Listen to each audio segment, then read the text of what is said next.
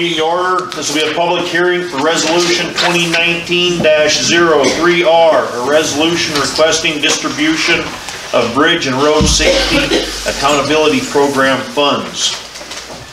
Whereas the Bridge and Safety Accountability Account requires the Montana Department of Transportation to allocate accrued funds to cities, towns, counties, and consolidated city-county governments for construction, reconstruction, maintenance, and repair of rural roads, city or town streets and alleys, bridges or roads and streets that the city, town, county, or consolidated city-county government are responsible to maintain.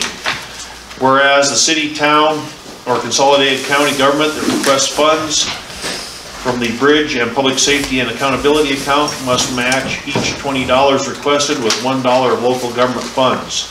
Whereas a city government requesting distribution of allocated funds may make the request of the Department of Transportation between March 1st and November 1st of each year, where the accounts are allotted. The projects will be funded include snow removal, winter street maintenance, repairing or replacing damaged street drains, and continuous road repairs. The local match for the allocated funds has been budgeted from the Town of Hot Springs General Fund. Therefore, be it resolved, the Town of Hot Springs requests distribution of the share of the Bridge and Road Safety Accountability Funds to be used for projects identified herein. The Council hereby empowers and authorizes the Mayor and other staff to execute and such further documents as necessary to facilitate the distribution of said funds. What this is gas tax money. What we do is we have to apply for it, and we actually have a detailed plan on what it's going to be. We actually have, it will be for road oil and the Durapatchers for fixing the streets. It will be replacing 3 storm drains, the chip sealing stuff to fix some other streets, and the sand and gravel and salt for the winter road repairs. The allocated amount is going to be $14,940.77. Is there any public comment? Janelle? So the reason why I came tonight, and I will go into, I don't have anything to present, but it's about the snow removal, and you just mentioned that, so I'd like if you could address that, because we have a serious issue here of so much snow. That would have to be later in the meeting. Right now it's on the resolution. But I mean, but you just mentioned that it was one of the things. So I'm just, I guess my question is funding for helping with snow removal? No, this doesn't go for that. This will go for, next year will go for salt, sand, and gravel for the winter streets for next year. Any other public comment? Any questions on the program? Hearing no other public comment, public hearing is closed. We'll open the regular town council meeting. Roll call. Smith. Stelter. Whitsitt. Neary. Woods. Approval of the minutes of the previous meeting. I make a motion we approve the minutes from February meeting. I'll second that. Motion been made and seconded. Council discussion. Hearing no council discussion, all in favor, aye. Aye. Opposed? Carried. Financial report.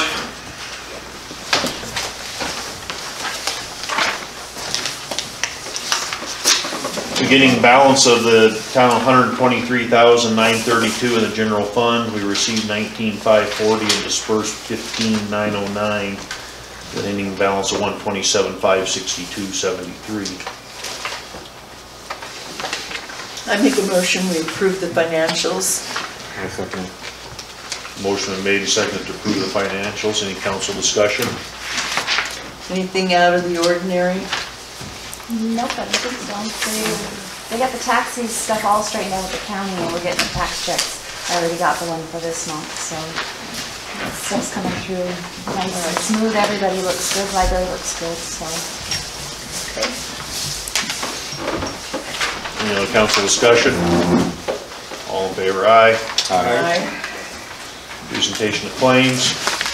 There's a new one on the table tonight, I believe. I think it was different. It was different than mine, anyways.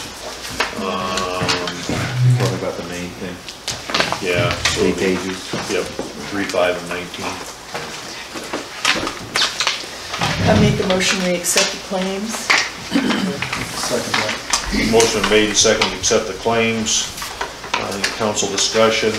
Most of the things on here are pretty straightforward. Dan Linder has been attending training in Helena. He could not be housed at the training facility, the state of Montana's training facility, so we have hotel rooms for him. And actually, we'll talk about that later, Dan is actually back at Helena right now with some more training. So. But, and this hotel room is one of the ones that's going to be, correct, Eric, reimbursed, this hotel room that you gave me today? That's Sanders County DUI Task Force is So going to pay for that The entirely. training fees, his meals, and this hotel room will be reimbursed through the Sanders County DUI Task Force.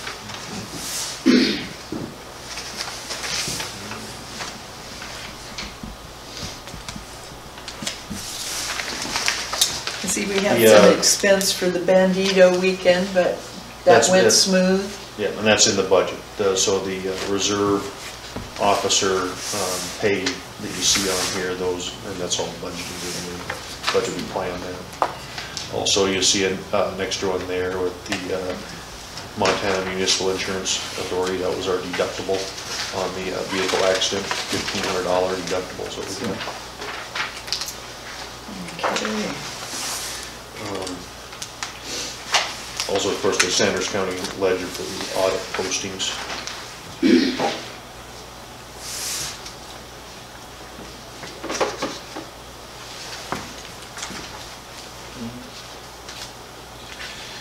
Then you see Montana Environmental Laboratories. That's where our water tests. We had to do some multiple tests again this month. So that's $394. That's probably, that number's going to be right there every month. That's just what it's going to end up being. And the sand shed for the lumber and feed? That was for the tin. Okay. So the roof. For the so roof. that's all Fixed. done. Yep. All right. And the weather got bad, so we moved on to the other projects.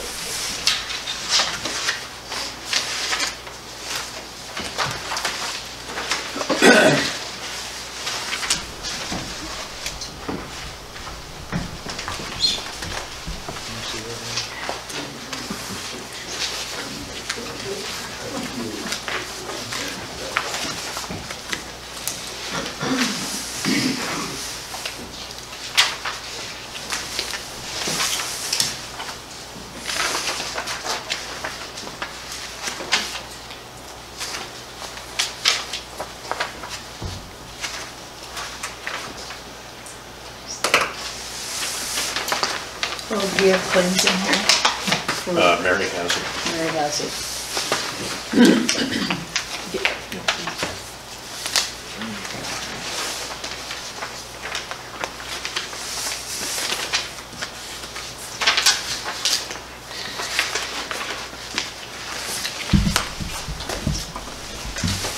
Just this one.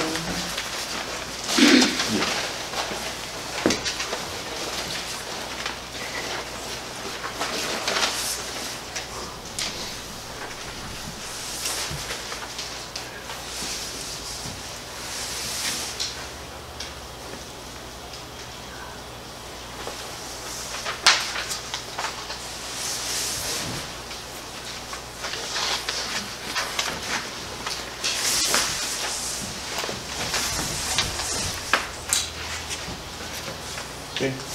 Any other council discussion on the claims? Hearing none. All in favor, aye. Aye. Opposed? Carried. Reports. Mayor this last month, as I told you, I went and testified last month at the last meeting. Just following up on that on the TCM grants and stuff in Helena, and discussing with the different organizations and stuff. There's a couple newspapers that like following that, so we've been doing that. Also did a radio interview over the weekend, a couple weekends ago, with some people interested in Hot Springs, so we drove around and looked at interesting stuff. Probably the big thing for this month, which we'll all talk about later, is the sewer project update. More summarily, Montana Underground, and getting that all finalized this month.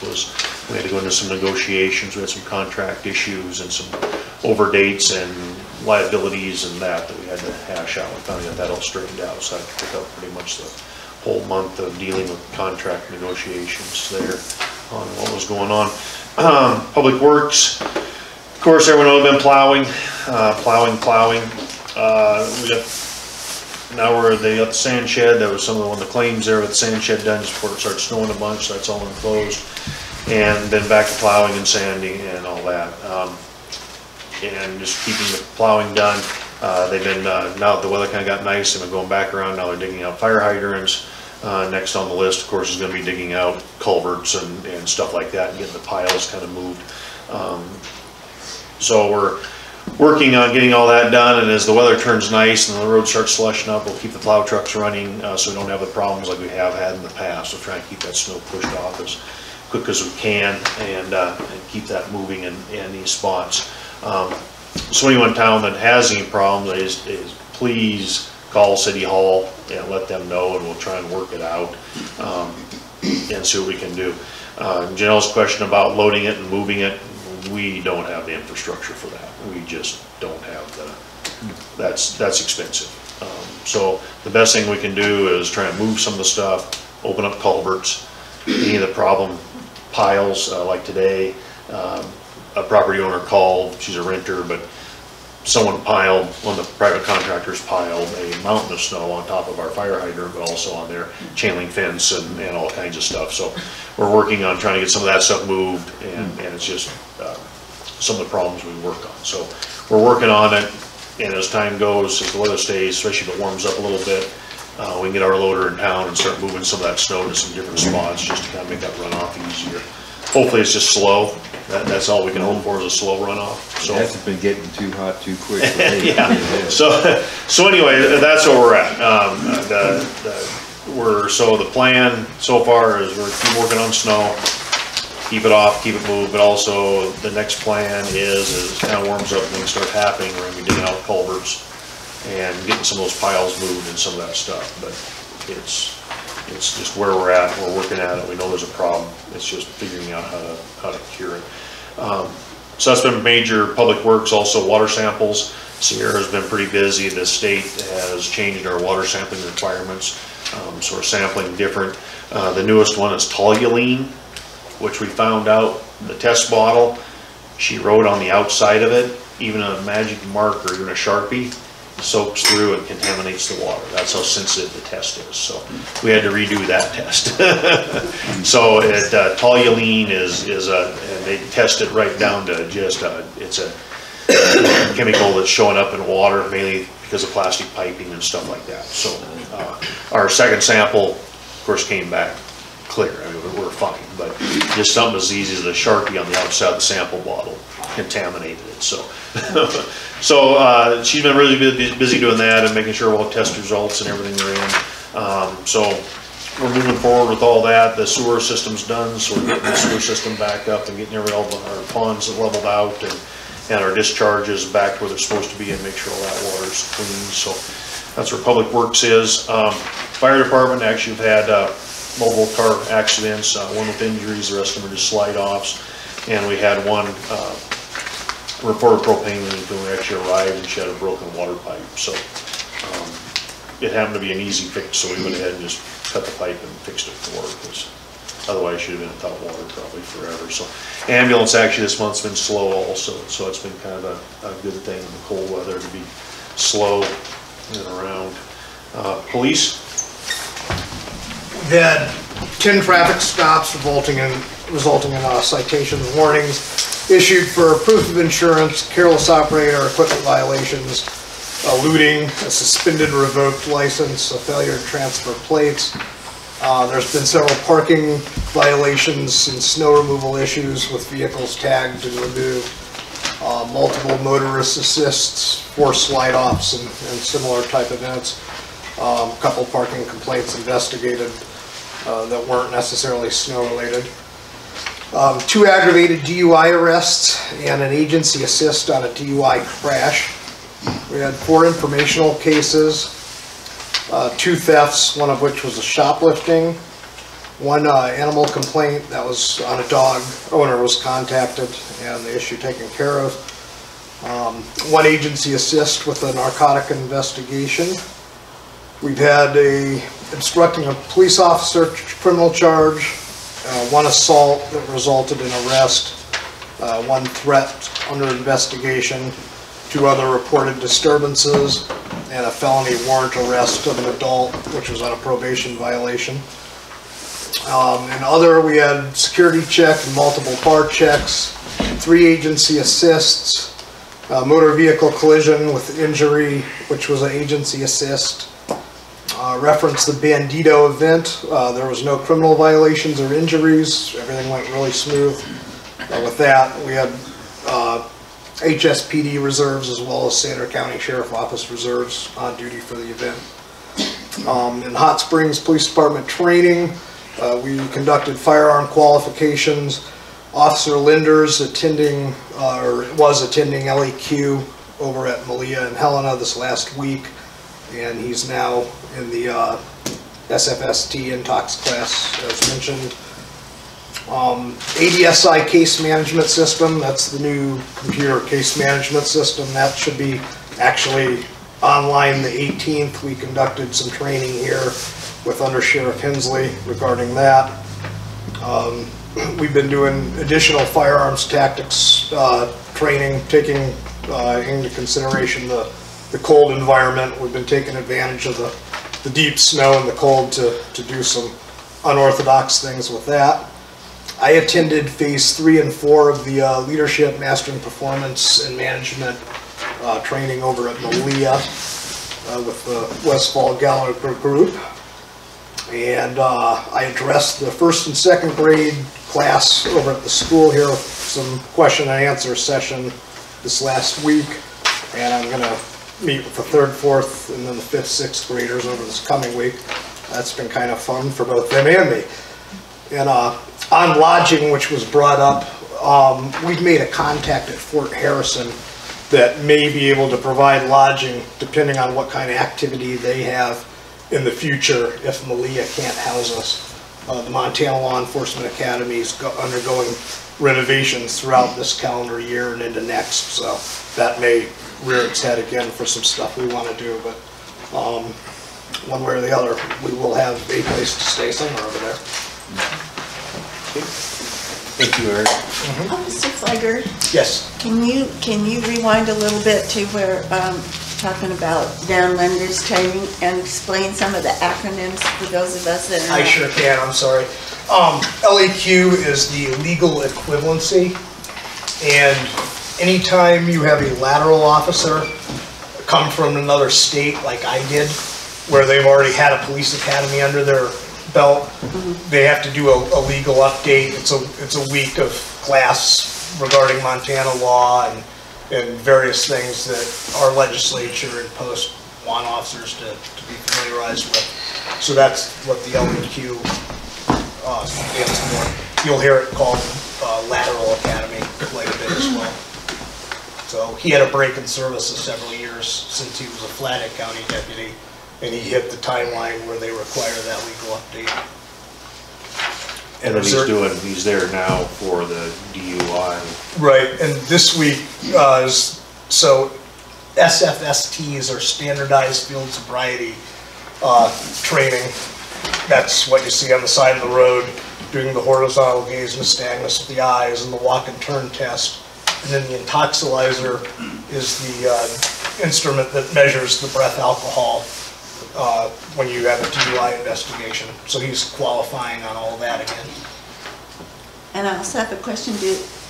Do our officers typically have access to using a body cam if they want to? Like say in the instance of tasing somebody that might want it, for your own protection. So we all have body cams specific, as well as we use our cell phone cams for a lot of things. Oh yeah. And then the DUI task force is actually giving us some new units that are a little better than what we have and will be the same as the county uses. So we've got a number of options with that right now, including a couple of the vehicles have patrol cameras in them.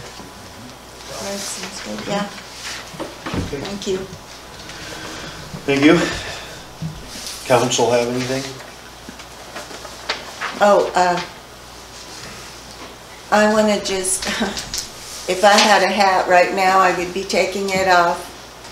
I want to just, you know, give some recognition to the greater community and the ordeal that they've been going through with their calving season this year, and how hard it's been, and for the guys that are out there, and for the extra cost of feeding those cows more, and you know, probably the losses that some people might be suffering, that we appreciate that they're part of our larger community, and hope that they come through this all right. Thank you. Okay, Clerk? I don't have anything. Okay. Library. Library. Okay. This is our March report. Services to the public. The writing group is currently meeting at 2 p.m. on Thursday afternoons, and you're welcome to join. We really have nothing to report regarding collections. We haven't done anything different than what we had going on. Technology. Starla's spent the last month doing diagnostics on the computers and inventorying the electronics. We're going to be looking towards our budget process in a month or so, and so we want to know what we've got and what we might need. And general administrative business, nothing new to report. We do have, well, I can give you the patron statistics. Our new patrons, 1. Walk-ins, 415. Computer users, 150. Wireless users, 11. That was in February. So, any questions or concerns from the town council? No, yeah, your lights changed? The lights got changed. And the cracks in the walls got fixed. And the building's warm now? And the building is warm. Starla told me today she's not wearing her long johns in the office. So our next Board of Trustees meeting is Wednesday, March 13th, 5 p.m. and the public is welcome. Okay, thank you, Ms. Zoning compliance, I'm actually just following up on some of the other stuff. Nothing going on right now. Parks and Recreation, nothing going on right now. Chamber of Commerce, Artist Society. Chamber of Commerce will meet at Camas Organic at noon. That's the 7th. And we'll be discussing, the placemats are in process at the printery, and we'll be distributing those when those are done. And we've been talking about a promotion in which we did the first one last year, and it's a pub crawl, and we advertised, we listed all of the pubs and restaurants that wanted to do something for St. Patrick's Day, and then we're going to spend a little radio advertising money. And so the ones that are included, last year Second Home was in, but she said no, and it'll be the Montana and Fergie's, and I think the Barbershop and My Place, and we will have comedians, live music, and Aaron Jennings will play during the brunch on Sunday, which is actually St. Patrick's Day. So it's just a fun event. Dress up, come around, say hello to your friends. You know, we're going to do some advertising to see if we can get some additional tourism in the town with that. And then the Missoula Children's Theater is actually, well, it's going on right now. They did auditions yesterday, and they're doing the training after school every day this week. The Friday, the 8th, the performances are at 2 p.m. and 6 p.m. It's Gulliver's Travels and the Artist Society, with the help from the Chamber of Commerce, will be collecting the gate, and we're having an ice cream social before and after each performance.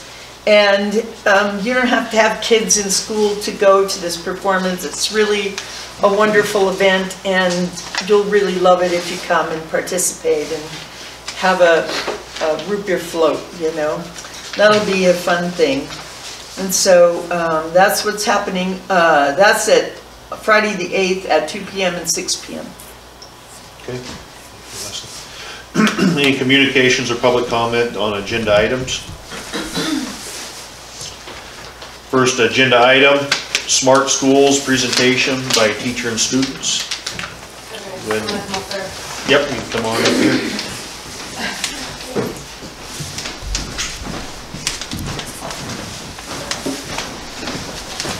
Good. Okay, hello everyone. We're just here tonight I'm here to just remind our community how we have some really amazing students at our school. These are just 3 of them. But these students have been working hard on what's called a Smart Schools project. So SMART stands for Saving Money and Resources Today. So the first thing they did was come up with 3 goals.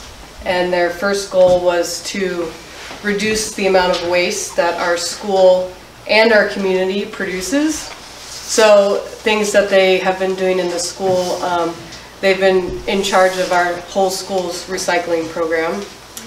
And they also have been volunteering their free time at lunch to help the kitchen staff wash dishes so that we no longer have to use plastic and styrofoam throwaway items in our cafeteria. So our school's now using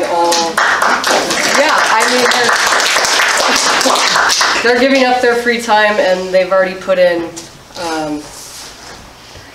35 hours and have saved loads and loads of plastic and styrofoam from reaching our landfill and Missoula's landfill and beyond.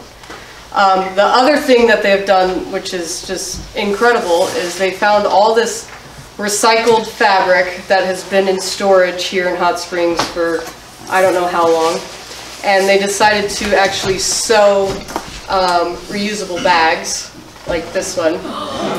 So this costs the school no money practically, and more volunteer hours. So they're trying to reduce single-use plastic waste in our community by handing these out to people in our community. So we were actually at Bucks earlier today asking people to make a pledge to stop using single-use plastic, and in return they're giving away their handmade bags.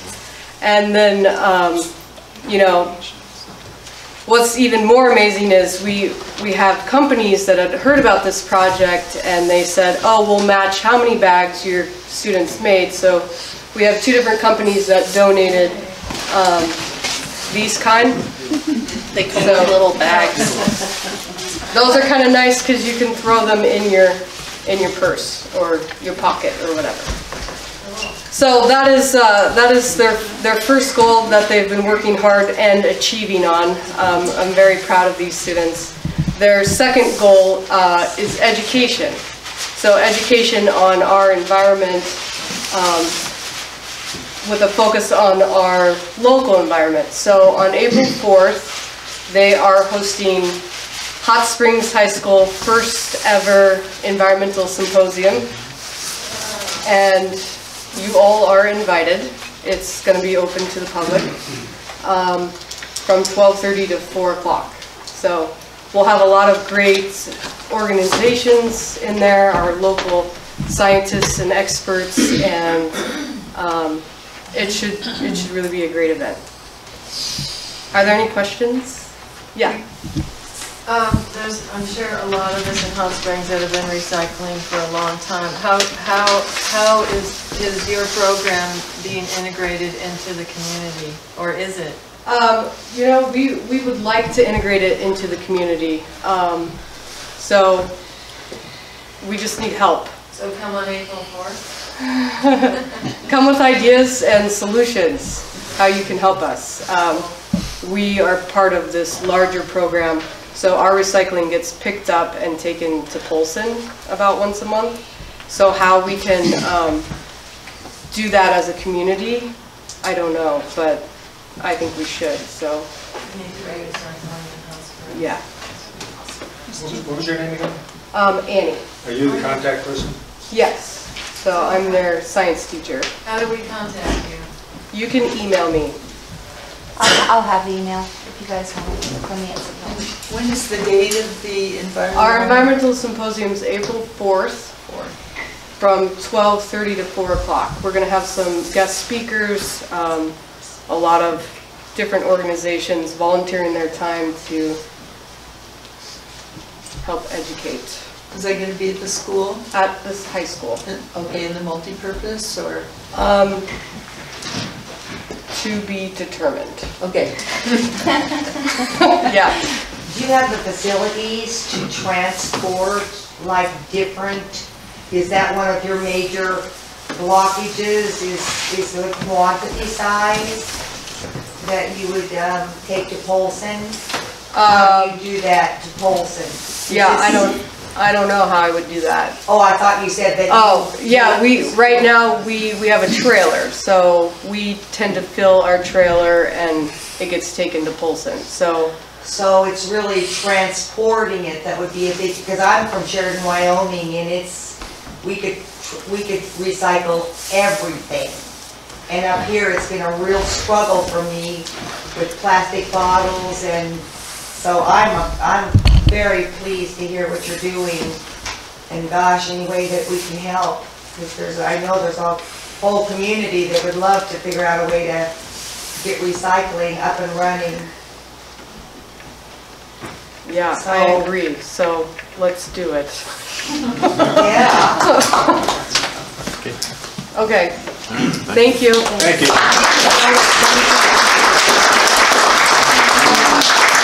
This is for their project. Oh, and I forgot to mention that these students are going to our Capitol next week to present, so. All right. Yay. Bang with you. Why don't you let one of us take your picture with me? She doesn't like her picture being taken. Thank you. Thank you guys. Thank you, Al. Thanks, guys. Next on the agenda is Resolution 2019-3R, resolution requesting distribution of bridge and road safety and accountability program funds. I make a motion, we adopt the resolution 2019-3R, resolution requesting distribution of bridge and road safety and accountability programs funds. A second. Okay, motion made in second, any council discussion? What this is incremental, so this year, last year we only got 6 months worth, and it's incremental every year for a graduated increase in the motor fuel tax. It'll end, it'll stop increasing on 2023, but it'll 6 cents a gallon on gas, so about 35% increase. And just Hot Springs is getting $14,229, which is actually down. They projected us to get about 18,000, but too many electric cars. That's the problem. People aren't buying gas, so they're not buying gas, they're not going to get the money. But just for instance, like Plains 18,700, St. Ignatius 14,100, Thompson Falls 28,000. So we're kind of. And they do it by population, they do it by miles of roads and stuff that you have, and they allocate it that way. And just to help clarify a little bit on what it's for, we can only buy materials with it. We can't buy equipment, we can't, the manpower, all that has to come out of a different budget. We can only buy materials. So what this is designed to do, we can't buy a new pickup, we have to buy gravel, paving, fixed manholes. I mean, that's it. It's designed to actually be put on the ground, so that's why when Janelle asked the question, I said we can't use it for that. It's actually for buying materials. We can't actually use it for labor or trucks or equipment or anything like that. So, and that's why with the resolution, actually, then we have to actually send in exactly what we're paying. Durapatcher $15.85, road oil $48.43, storm drains, $15.45 each.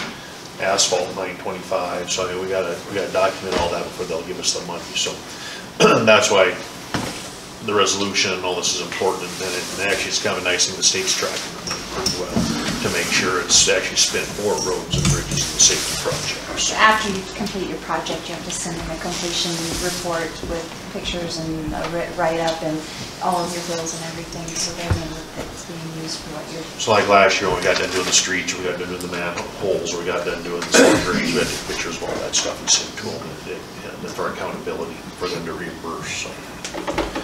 Any other council discussion? Hearing none, all in favor, aye. Aye. Opposed? Motion carried. Next item is fiscal year 2018 financial review contract with Nicole Noonan. What this is we didn't meet the state raised the dollar amount for audits, but then the state of Montana Department of Administration went ahead and put together a fiscal review. So you have to hire an accountant to come in and do that for you. So the contract we have in front of you is with Nicole Noonan, our auditor that we've been using.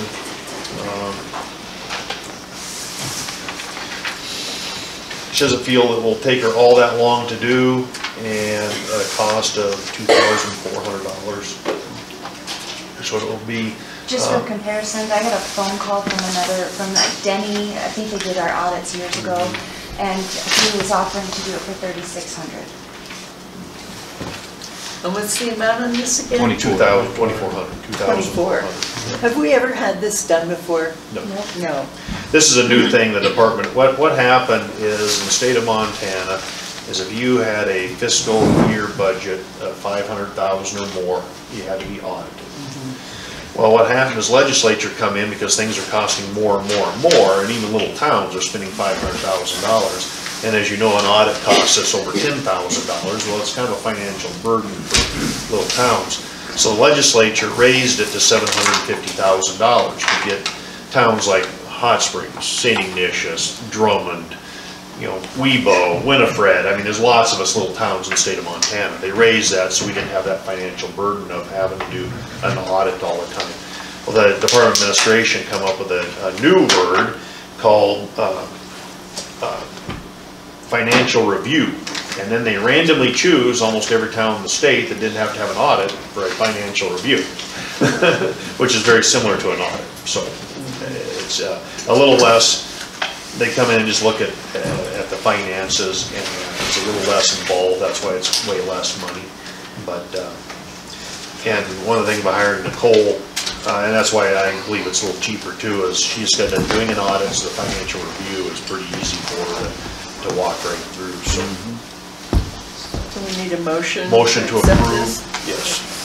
I make a motion to accept the contract of Nicole Noonan for the financial review. Second.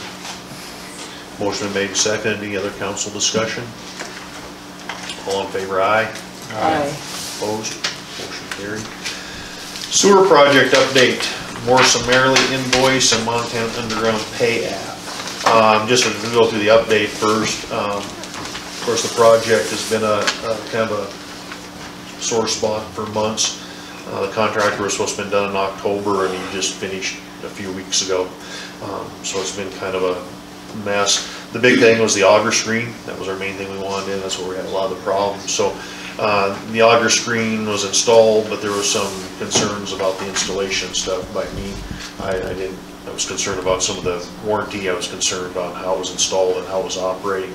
Part of the contract was they were supposed to send a technician out to set it up and do all that, and they didn't, so I forced them into doing that. We ended up getting a technician out here. They ended up fixing the computer programming, they ended up fixing the sensors, they ended up fixing everything that needed fixed. We ended up, one of the other things, I didn't like how the motor and gearbox were designed and installed on the auger screen. When it moves, it flexes too much, I think. But the main company, when we contacted them and visited with them, they feel it's fine, so they gave us a 10-year warranty on that. Normally it's a 1-year warranty on everything on the machine, and they give a 10-year warranty on the motor and gearbox and all that. So, and so far when Sierra's been dealing with them, she's been in contact with them. Now that one of the things I guess I should explain really quick, well, the contractor, one of the things we talked about last meeting is substantial completion and all that. Until we sign off on the substantial completion saying the project is done, we accept it, we want to take ownership. And that's where ownership changes. Before then, it's owned by the contractor. If the contractor owns it, he's responsible. And once we say it's substantially complete and we sign the paper, now we're the owner. The warranty period starts, all that. So one of the things the contractor and I were fighting over, actually he threatened to sue us multiple times, is the equipment wasn't working properly. So if we took ownership before it worked, then it's our problem to fix. So that was one of the big things I was pushing the contractors, that equipment had to work properly before we took ownership, which we finally got that done this last month. We finally got some technicians up here, we got some guys in that worked on the equipment, and it's all up and running and working like it's supposed to so far. I think it will. There's going to be a little fine tuning, but Sierra has been on the phone with the actual company that built it, and she said they've been just outstanding to work with so far. They've just been over backwards, helped her, walked her through stuff, making sure everything's working properly. So I think the company itself is going to be good for us to work with. There for a while we were having trouble because we weren't allowed to talk to them. That's some of the other things that when it gets into legality and contract basis, you can't violate your contract. So we don't own the auger until we take substantial completion. So legally, we're not allowed to talk to the auger company. We can only talk to our contractor. So it ended up being this on the phone and a lot of stuff between the engineers, the contractors, the subcontractors, and everything, getting it all straightened out. But we finally got it. Everything's up and running. And that's, we have final pay apps. And these final pay apps are actually for the stuff that was done back in September and the first few days in January. So part of that was due to government shutdown, so some of that stuff wasn't paid, and I believe the USDA said they're going to reimburse the contractor some interest anyways on the money, since they were shut down there and they couldn't actually.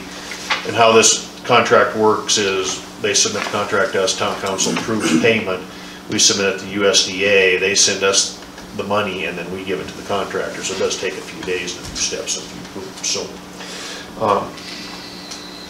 there's your pay app in front of you. The one is for engineering, and for Morrison Merrily, $4,622. Their stuff, and then the other one is to Montana Underground.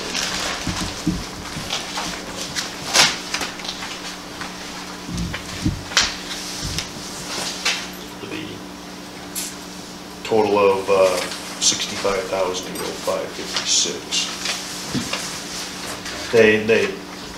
The contractors will still be back this spring once it warms up, because they have to do some paving. And then also we withheld, for a guarantee that everything's going to happen, everything's going to work, we withheld $57,805 from the contract, which will be paid to them when that year period, the warranty period, everything's up, we'll give that money back to them. It's just more of a guarantee that the town's going to get the work done. So that's why we went ahead and held it until it was over. Once the stop work order was issued in January, which is all the pay for, there was still engineering fees and there was still a bunch of stuff. The auger didn't work, so there was about $8,000 in engineering fees. So what they ended up doing is the auger company ended up reimbursing the engineers to take care of that.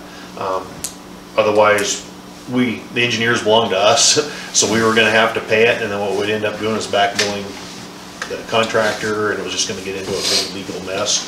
And the auger company just said, you know what, it's our fault, we should have been better, and they went ahead and they're going to reimburse the money to the engineering firm. So Did they fix the roof over the, you said it was leaking? yeah, that'll be a warranty, and that's actually, there'll be a warranty between us and Glacier Precast. So, yeah, the roof was leaking, but I think that was just some seals and stuff that just need to be redone up there. In the auger building, so everyone knows, it's not the actual roof itself. In the auger building, we have a big trap door because we have to lift the auger up. The auger is actually over 16 feet long, so it has to be lifted out through the top of the building. So there's a big hatch up there, and one of the seals on that wasn't sealing good. It was leaking some water, so we'll get that taken care of. So I have a motion to pay. I'll make a motion to pay Montana Underground, Morrison Merrily. Second. Motion made and seconded. Any council discussion? Hearing none, all in favor, aye. Aye. Opposed? Zoning ordinance review update. The next review will be scheduled for March 12th. So that's next week at 6 p.m. City Hall. Everyone's welcome. Anyone that's attended knows it's a open forum. We try not to kind of keep it down, but I mean, we let everyone talk. It's just an open work session. What we're working on is tiny houses. At the last meeting, we discussed tiny houses at length. We didn't make any decisions or come up with anything. As one of the things we need to do is first define what a tiny house is and that's what we need to work on. So the public, that's interested in this, maybe research it and come with your ideas. Some of the things that were talked about is a small house on a foundation isn't a tiny house. It's just a small house on a foundation. So if you build your house on a foundation just like any other house in town and you build it 400 square feet, is it still a house or is it a tiny house? Well, depends on who you talk to. Most tiny houses are on trailers or they're made to move around and all that. So that's this tiny house movement is coming. A lot of people are doing different things. So first, the town needs to define what a tiny house is going to be. Is it going to be a tiny house that the real original one was? Tiny houses were built on car trailers. Or now the big movement is just to build small homes.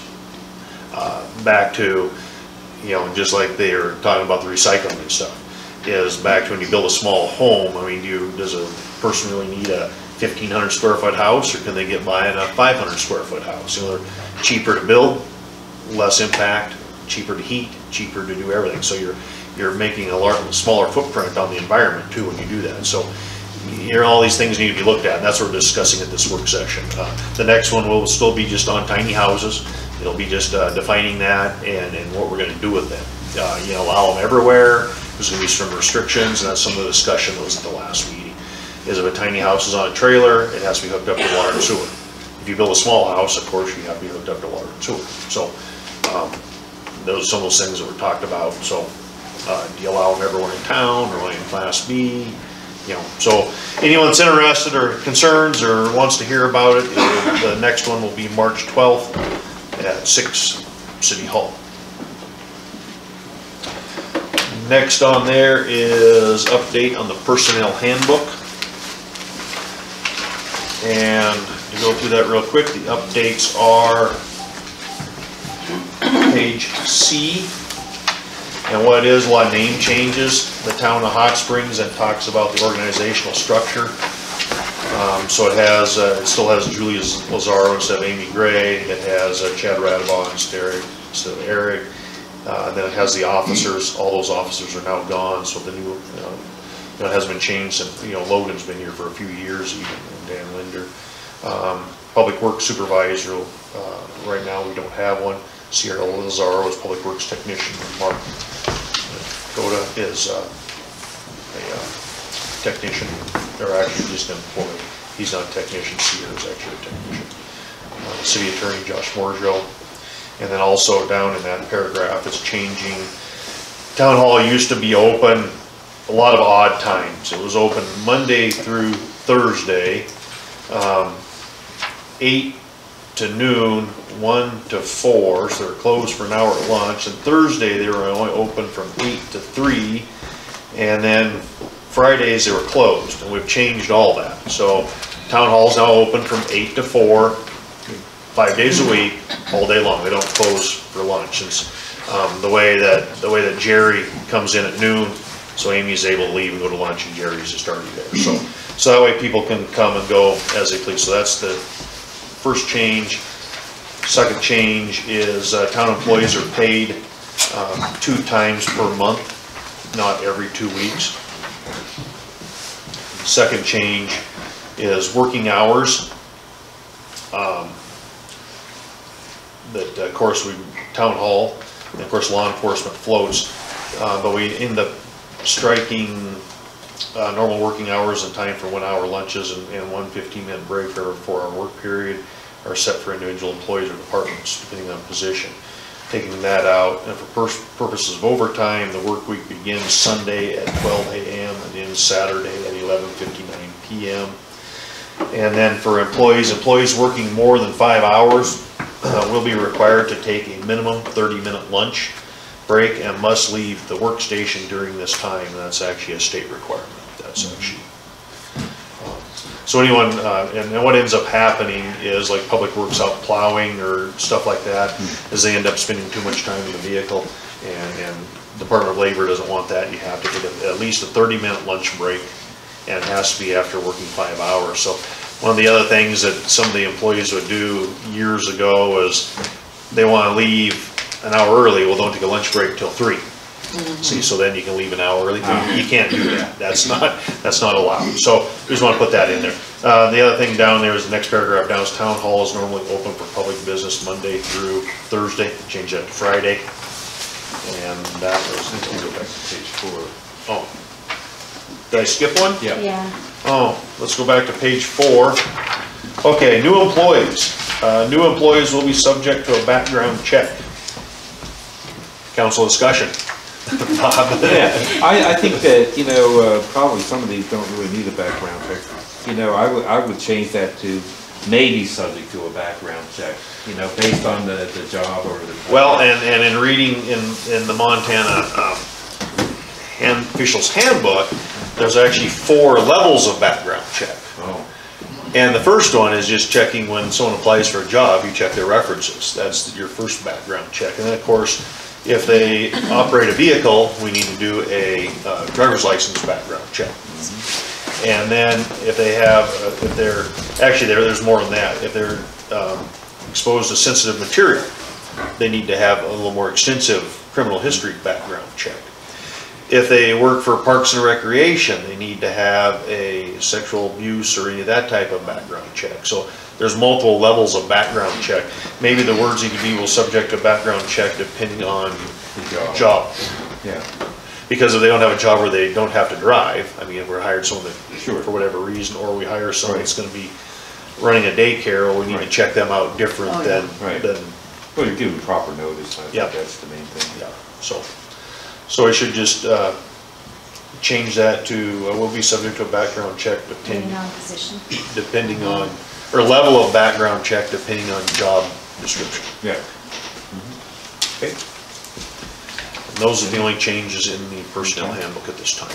Okay, you need a motion? Need a motion to approve. I'll make a motion to make the changes as discussed.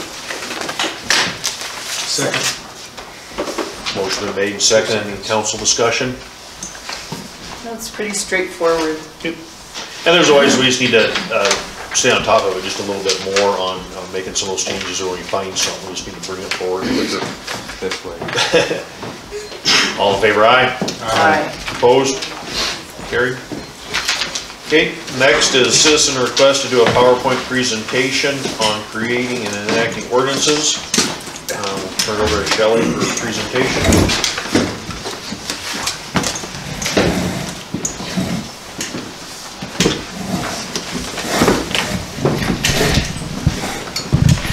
It's a little different setup than I'm used to. Over in the corner. I like to think Can you City speak Council. as loud as you possibly can? I'm gonna try. Okay. I'm gonna try. I feel like I'm yelling already.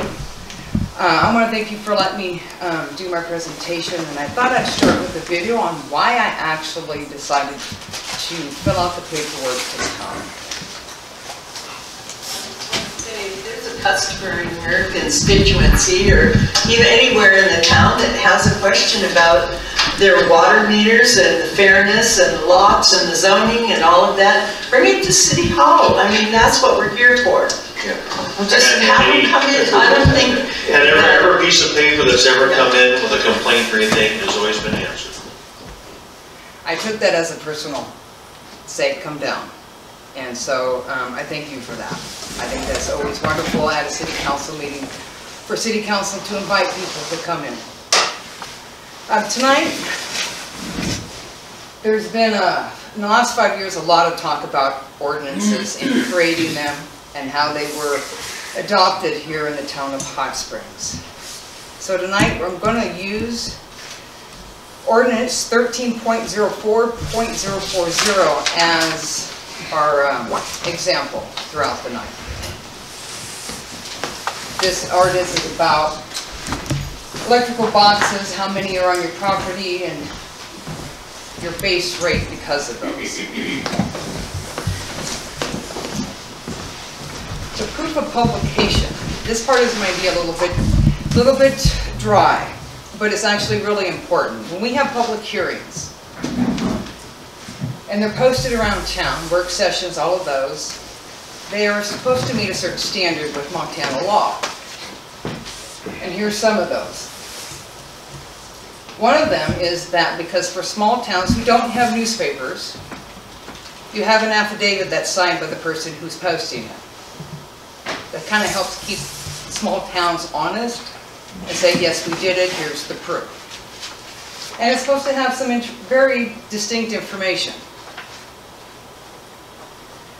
This vote was sent to me from the town clerk of today. This was in 2015, about work session that was supposed to be conducted. This has absolutely no contact of who to contact if you had questions. There's no phone number, which it's mandated by law that you have.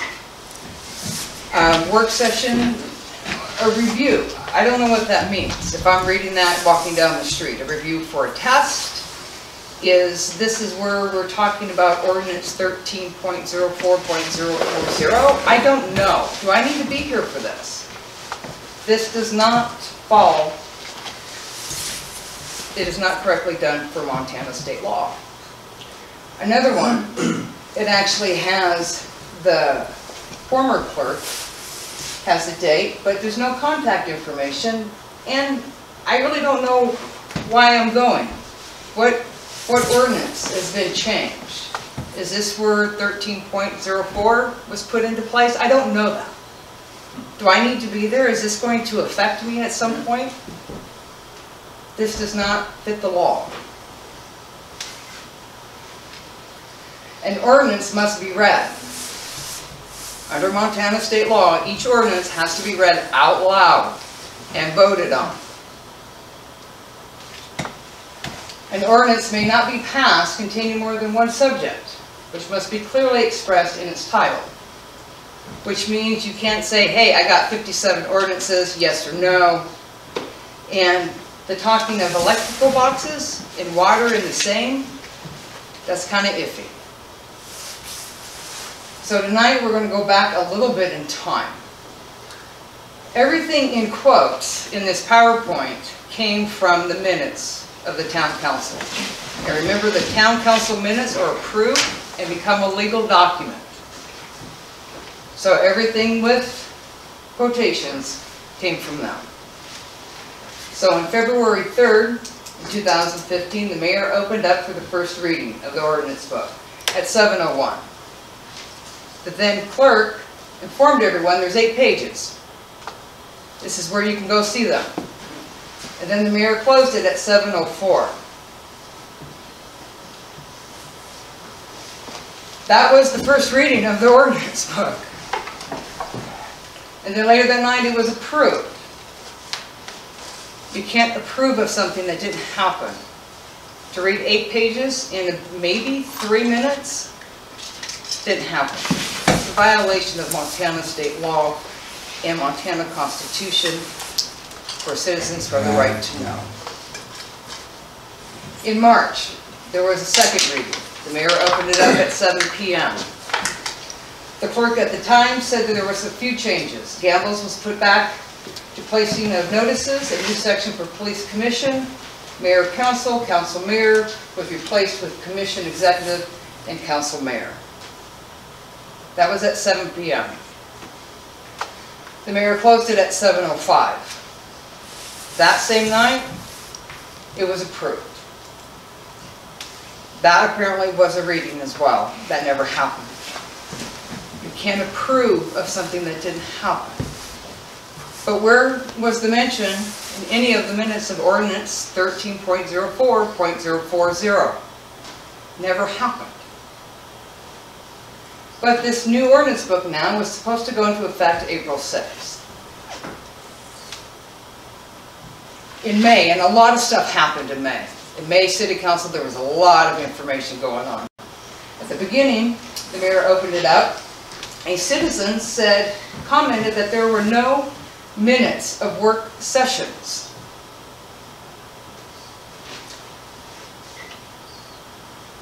Why do we need to have minutes of meetings? Because it's defined in Montana state law. You have to have them. It actually is a crime if you don't. But how many would be surprised to know that almost 5 years later, work session minutes have appeared? When throughout the whole time, that has been one of the biggest issues, that there were no work session minutes. Well, they have appeared. Even if these were truly the work session minutes of that time, they do not fit the law. These were sent to me by the former clerk now. I'll leave it up to your interpretation of how all of a sudden, when there was none, they now have appeared. And there's a copy passed out to you all in the front as well. So again, going on that night in May. So the next order of business was a citizen's petition that went around about the ordinance, saying that you violated our civil rights, the right to know. The attorney at the time asked what the petitioners were requesting. That was the response. There was nothing stated in the petition submitted. What we know then, and what we still know today, and there's really no way to sugarcoat this, that was a lie. Because there it is. Here's the receipt that the town got, and if we blow it up a little bit, it said received on April 6th, a petition requesting suspension and repeal of the town ordinance changes. That seems pretty clear to me. And then even in the document, it says be suspended and repeal until the town of Hot Springs, by and through its elected officials, follow its own laws.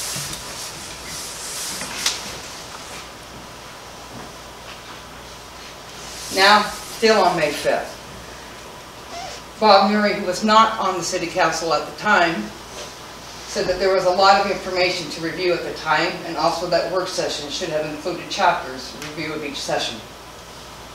The mayor responded with, perhaps in the future, each change could be presented in a public hearing. So the mayor knew that it wasn't done properly.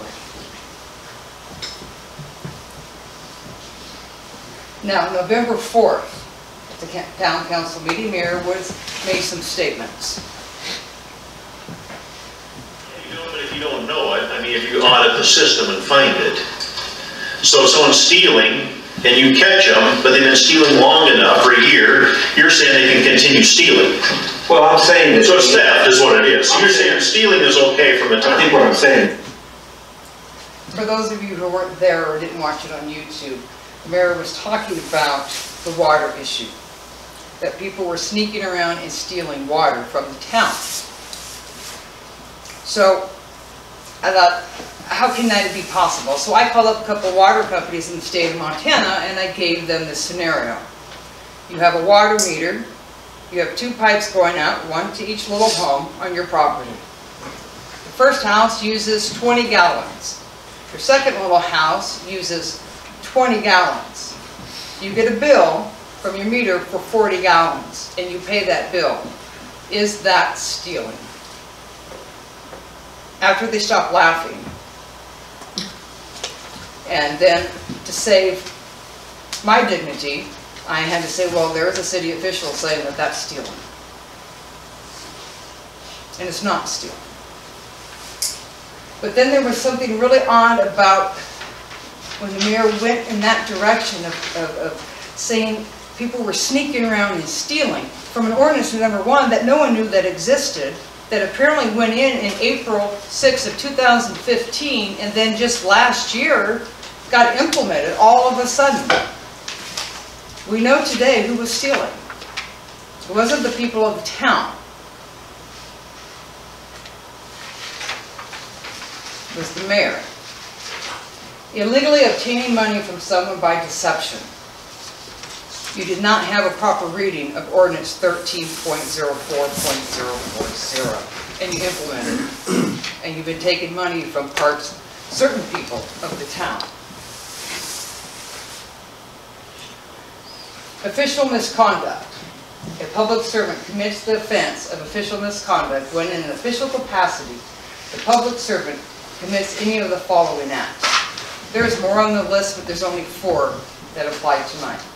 Purposely or negligently fails to perform any mandatory duty as required by law or by court jurisdiction.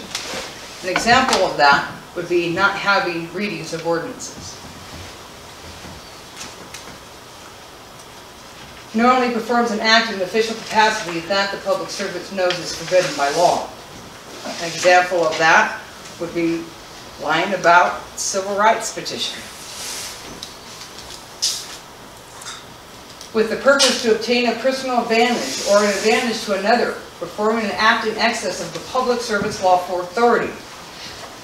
That would be that any member on the council who voted for ordinance 13.04.040, who owned hotels or motels, profited from that ordinance, should have abstained from that voting. And knowingly conducts a meeting of a public agency in violation of 2-3-203, which we know is keeping minutes. Not having minutes to your meeting is a crime under Montana state law. There was no affidavit posting of any of the public hearings. The city hasn't been able to produce that. No public hearing on ordinance 13.04. There was no reading of the ordinance. There were no work sessions of the ordinance. The ordinance is not even dated in the ordinance book. And council members should have abstained from voting on this ordinance. A conflict of interest. And 45 people in the town said their civil rights were violated. So to give you an idea, official misconduct is a crime. $500 max fine and 6 months max jail. If justice were to be served. Right now, allegedly, a minimum of 124 counts of official misconduct. That $62,000 max is 62 years max in prison. These are serious offenses. People have come to you on many occasions, and you have dismissed them.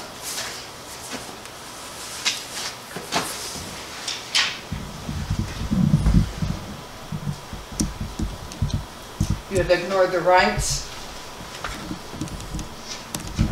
and you just continue to even when own people in your community, and even people now that are sitting on your city council that says, hey, you haven't done nothing, you have ignored it. And that's not okay to be doing. That shows a sign of an unhealthy city council. People should feel free to come to you and you take care of it. I mean, Mayor Wood said at the beginning of the video that any complaint that comes in, but we know that that's not true. You had 45 people saying you violated our civil rights, the right to know. But tonight, you get another chance to make right what you did wrong. Tonight is a call to action. It was submitted on the form. You have it in your packet that we gave. Is to rescind and suspend this ordinance and return the money that was unlawfully taken from citizens of Hot Springs in 10 business days. That would be the 19th of this month. those people that you have been taking money from illegally with an ordinance that was not put in properly. No one's saying you can't put in an ordinance like that. You need to follow the law.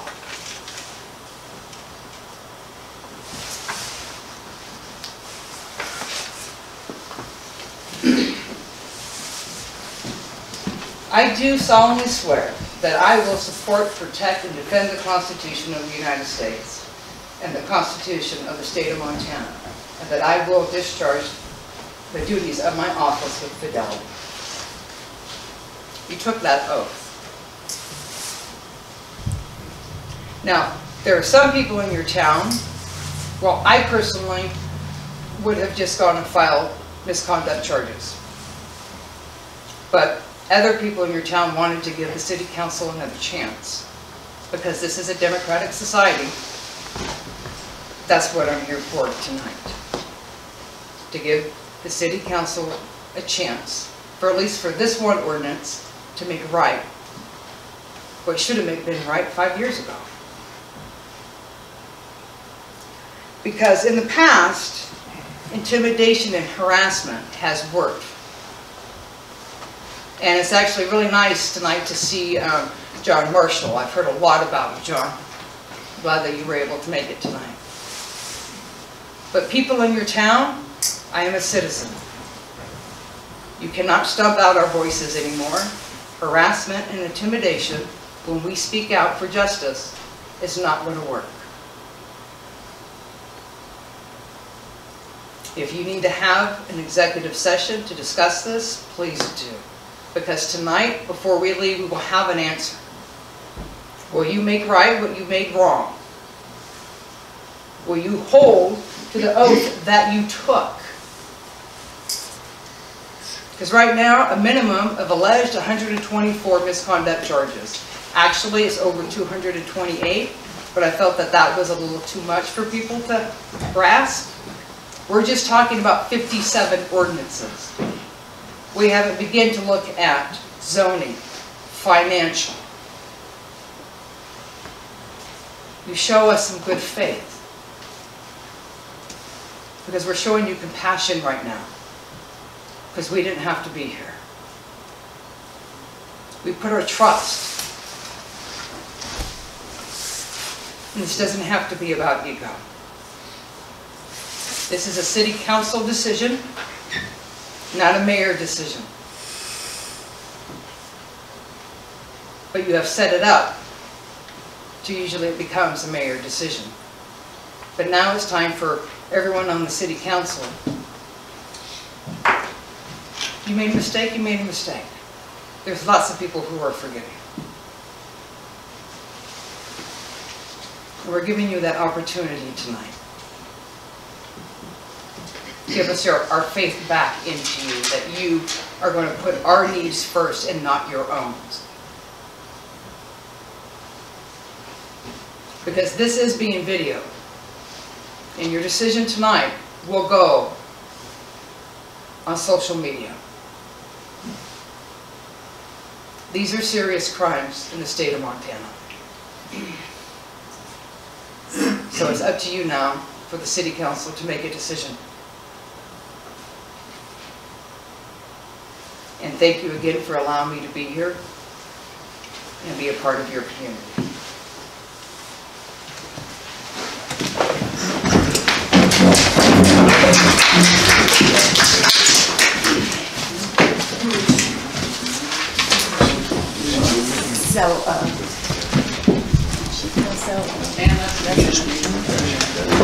It's in the packet there.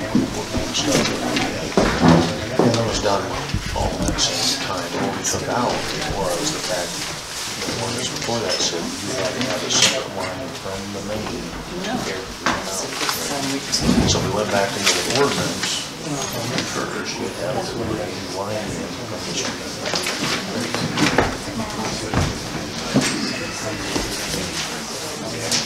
Well, maybe this would be helpful, because it looks to me like there's going to be some fallout, and maybe, you know, there's some pending, you know, discernment, and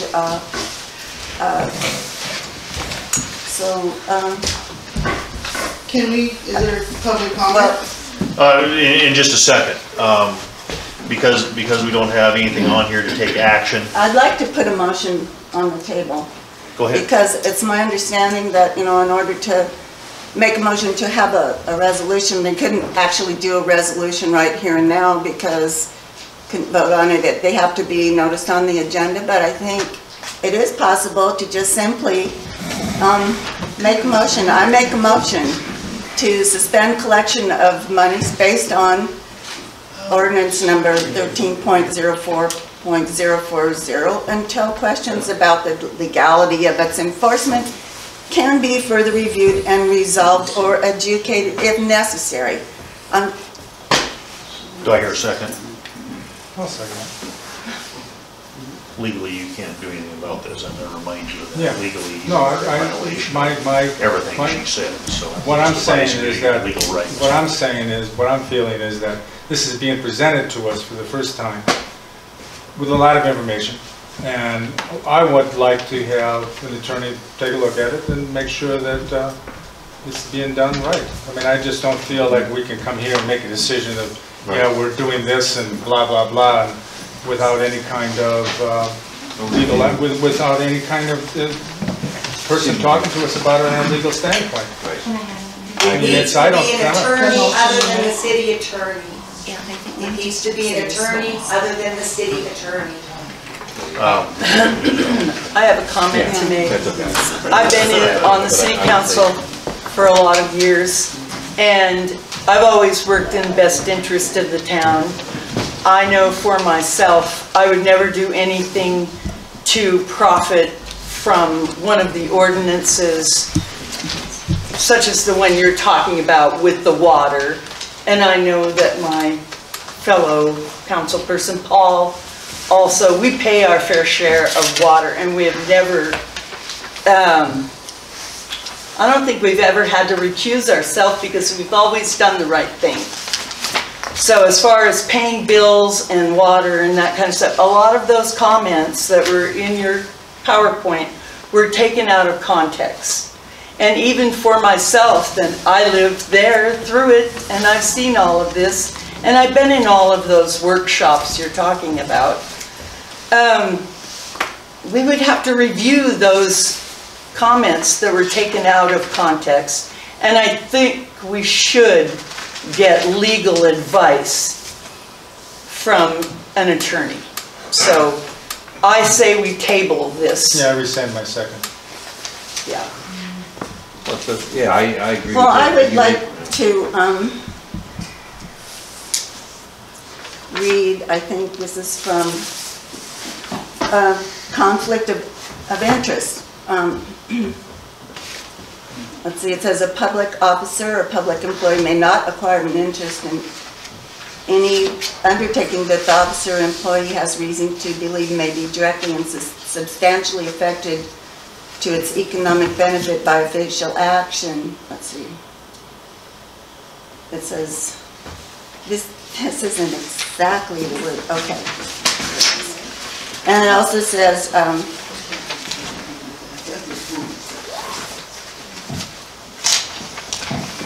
that rules of conduct for public officers and public employees can't perform an official act directly and substantially affecting to its economic benefit a business or other undertaking in which the officer employee either has a substantial financial interest or is engaged as counsel.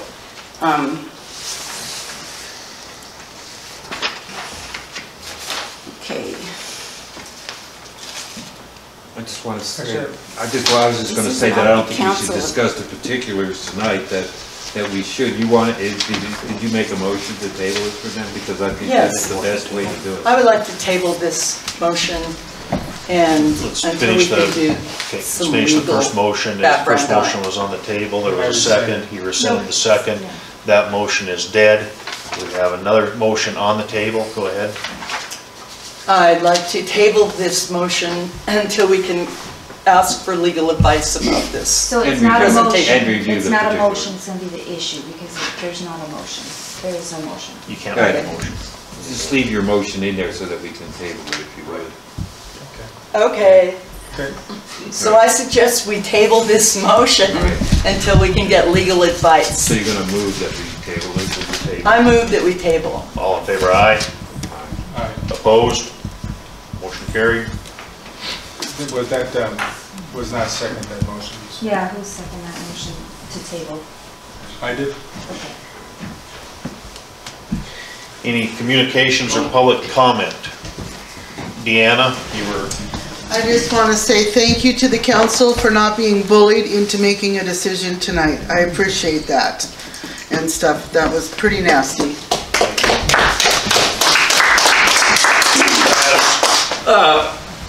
I didn't catch the name of the lady that gave this presentation.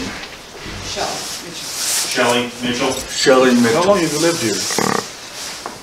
Since the summer, And where? here in Hot Springs. Well, where in Hot Springs?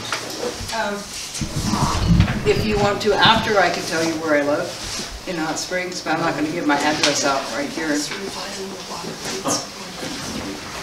Mr. Marshall. You mentioned my name, so you get an answer.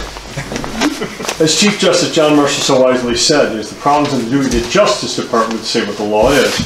And under the law of the Constitution of the United States of America, it is innocent until proven guilty in front of a jury. I heard somebody acting as prosecutor, jury, judge, and executioner. That's not how our democracy works. For democracy to fully go the way it needs to go, you've made accusations, but that's all they are. If you wish to pursue those in the court of law, you have a right to do so. But to sit up here and to try and bully people to say, you have to take action, you have to do this, you have to do that, that's not how this democracy works. That's not how it works at all. If you've got problems, you've got problems. Like anybody in this room, you can state them publicly, and if you wish to take legal action against the city council and the mayor, you can do so. That's how it works. You talk about the Constitution, remember that. Innocent until proven guilty beyond a reasonable doubt. Thank you.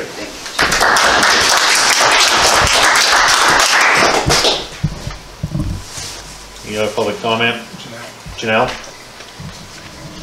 I didn't know what that presentation was about, but I do remember signing a petition, and I remember that it was buried, that it never was seen or presented, and people nicknamed it Bolt 57, which she brought up, and nothing ever came of that, that 57 ordinances were changed without each one of them being addressed. So that's really all I have to say there, is that there were a lot of changes to the ordinances without the proper procedure, my understanding.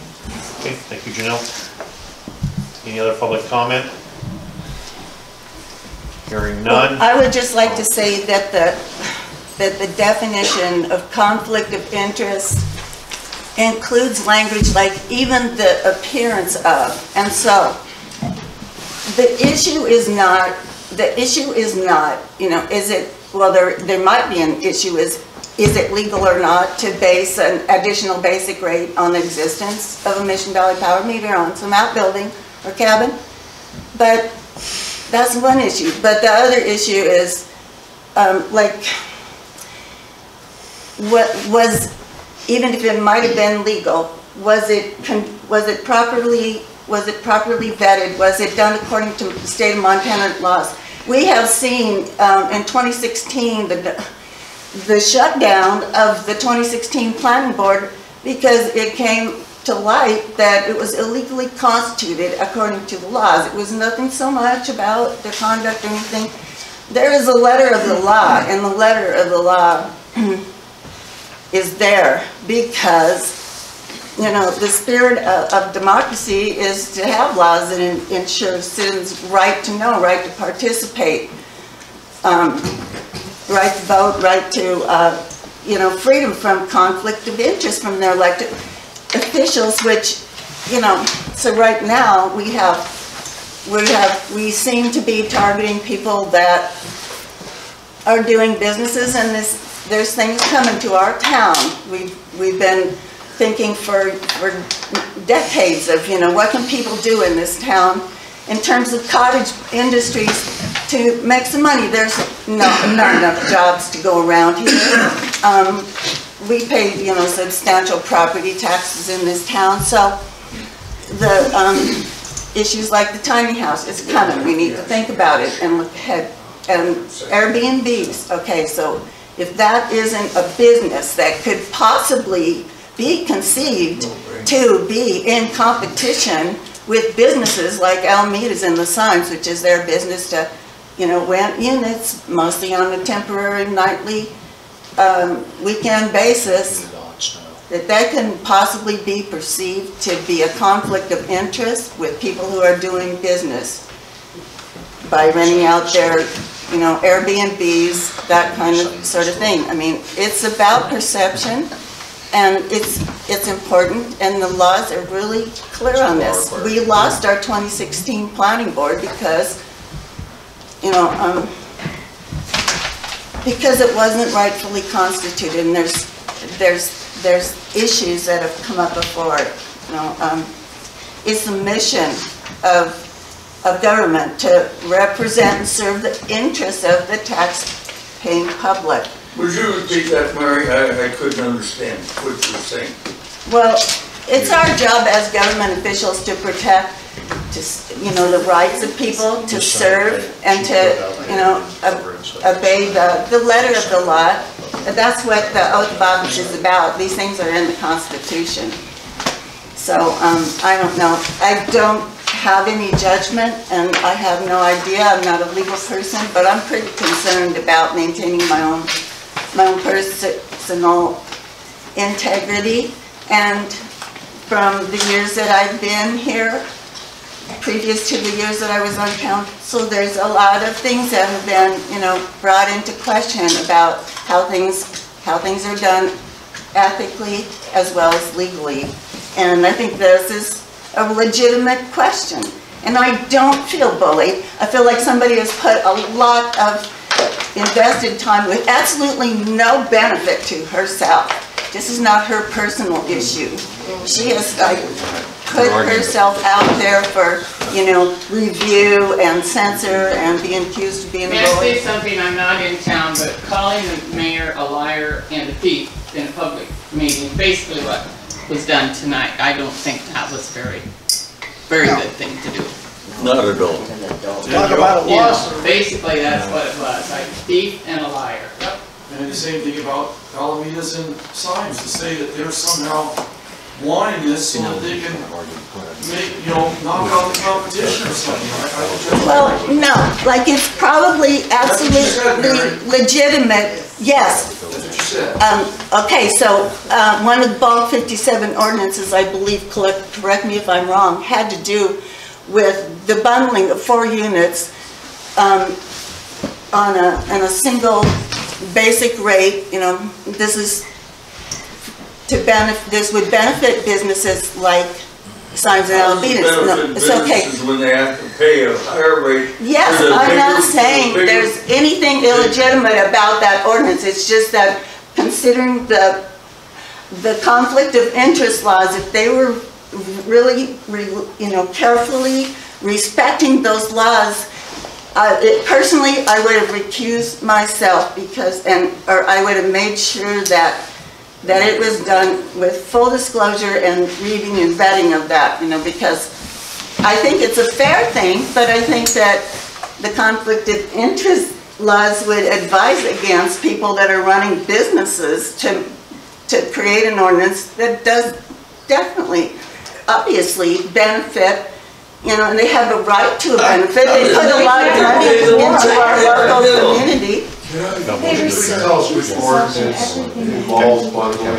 Councilman Neary, you'd like to speak? Yeah, I think we're getting into a point where we're arguing about what this ordinance says, and that's not the point here. The point has to do with the process. So I would like to make a motion that we adjourn. Do I have a second? Motion been made. Do I have a second? All in favor, aye. Meeting is closed. Please, I want to please, this is important. You can speak to us. You can come up here and speak to us afterwards, but the meeting is closed.